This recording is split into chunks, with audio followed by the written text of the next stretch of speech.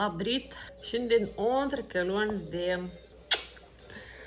Ką tik atsikėliau, tai susimanė pieno. Ir mums reikėtų ieškoti, kur pusryčiai šiandien. Nes taip ir neišsiaiškinau vakar, kadangi nebuvo jokios informacijos. Visokia informacija surašyta, bet kada pusryčiai, nuo kelių pusryčiai ir kur pusryčiai nėra. Tai dabar yra po 8 šiek tiek, na tai pavalgysim ir tada žiūrėsim, ką toliau veiksim.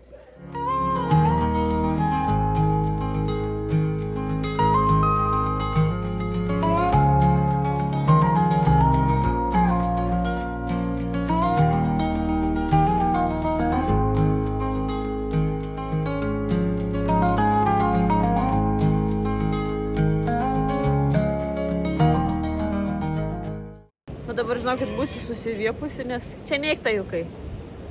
Nes vyras akinius nukosėjo nuo manęs. Žodžiu, ką tik pavalgėm pusryčius, radom kur pusryčiai. Pasirodo tam pačiam, toj pačioj kavinėje, kur mes vakar vakarinę valgėm. Tiesiog netyčia taip gavosi. Pasirodo, ten ir pusryčiai yra. Tai faina tai, kad pusryčiai nuo 9 iki 12, nereikia ten keltis, kad dažniausiai būna 10 iki 10. Lauke oras, o su trumpom rankom galima laisvai būti. Aš dar savo tą legendinę liemenį užsidėjus. Atėjom dar truputį pažaisti, čia ant supinių pasikarstyt. Po to eisim žiūrėsim, ką čia nuveikus. Nors ten, pavyzdžiui, pačiam gale yra kažkokia, nežinau, pilis, kažkas iš tokių dalykų. Tai ten irgi kaip muziejus ar kažkas tokio yra. Bet nežinau, galvoju, gal reikia važiuoti į tą Pranugarių parką. Čia irgi netoli yra. Pasižiūrėsim dar. Tai pirmas, kaip pasakyti, toks įspūdis apie Kiprą. Tai toks labai ispaniškas, graikiškas, šiek tiek turkiškas sala, ta prasme. Bet viskas šiaip atrodo taip kaip Ispanijoje. Žodžiu, toks miksas. Kainos kaip Lietuvoje, tiek maisto, tiek parduotuviai, kai buvo apsipirkti. Pavyzdžiui, vakar valgėm vakarienę, vienam žmogui 17,50 kainavo patiekalas. Tai panašiai ir Lietuvoje tokios pat kainos, nors čia ne sezonas, ne sezono metu esam. Tai jaučiu, sezono metu yra brangesnės kainos. Ir maistas toks grinai, irgi ispaniškas man, o vairavimas britiškas. Žodžiu, toks miksas čia yra. Iš tikrųjų, kiek domėjausi, Kipras yra iš 2 dalių. Turkiška dalis ir tokia angliška dalis, man atrodo, jeigu bijau pameluoti, bet kažkaip jinai yra ten suskirstis. Tai mes esam pietiniai daly, taip, čia šiek tiek šilčiau yra, tik naujienų.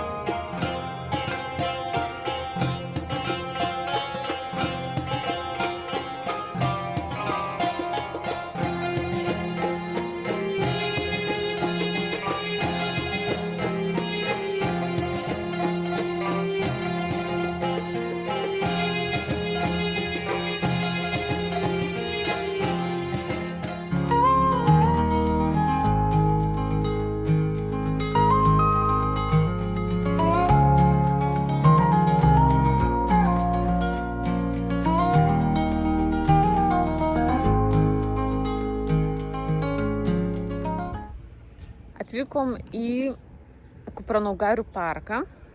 Kaip čia toks kaip zoo dar, kaip mini, ne tik kupranugariai. Turėtų būti ir alpakos ir dar kažkokie gyvūniukai. Tai einam pasivaikščioti, pasižiūrėsim, koks šis parkas, aprodysiu jums.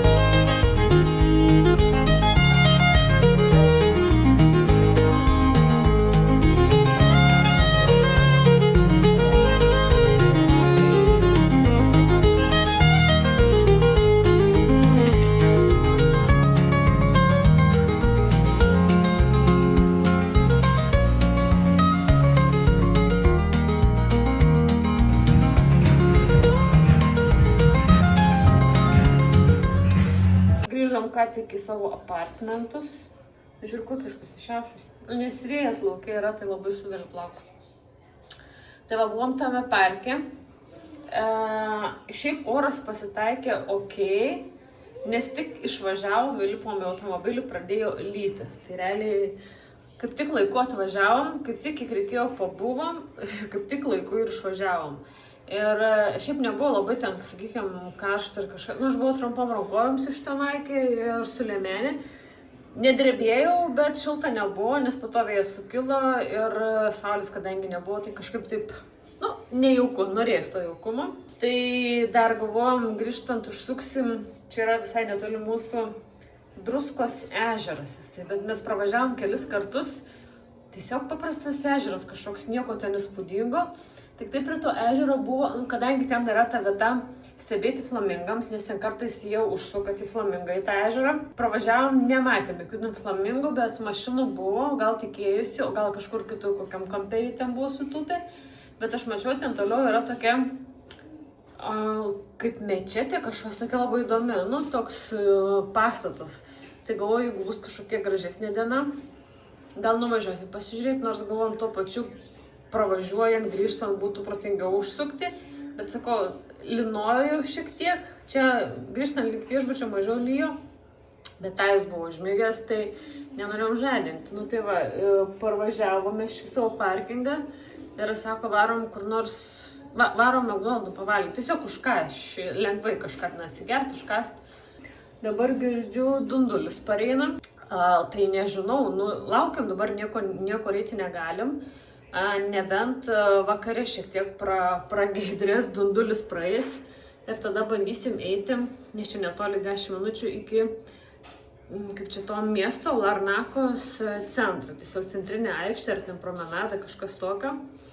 Bet, sakau, bus matyti, koks tas oras, o dabar sėdim kambarį.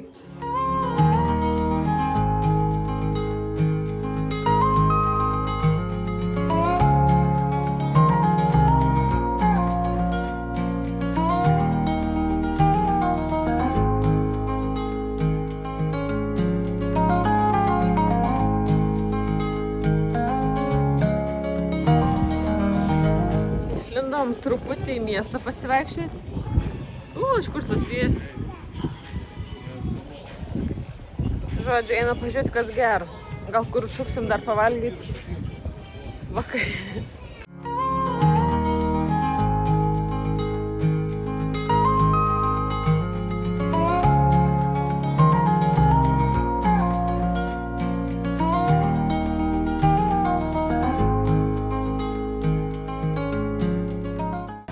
Užsukom į kavinę, šito užkasti, bet žinokit, tik įėjom į šitą kavinę, tik duris uždarėm ir taip pradėjo lyti ir dabar taip stipriai lyja, net girdisi čia, kadangi tokia kaip palapinės stogas, tai taip pataikėm net nežinodami, kad taip lys, nors mačiau, buvo oro prognozė pranešė, kad 8 valandą vakare turėtų lyti, bet visai kažkaip užsivaikščiojom ir nepagalvojom, kad lys, žodžiu, spėjom tik tai įeiti, bet nežinau, kaip bus pareiti, kada nustos.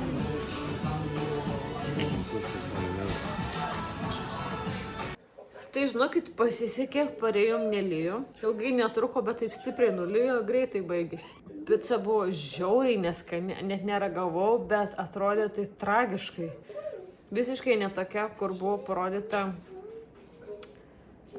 pačiam meniu. Vyras picą užsisakė. Grinai buvo tai tokia šaldyta iš parduotuvės, pašildyta ir man atrodo net nepilnai pašilusi, nes ta tokia tešla matėsi. Žodžiu, ir pats, aš nežinau, kas ten iš viso buvo. Vyras gal kelis gabaliukus suvalgė ir viskas.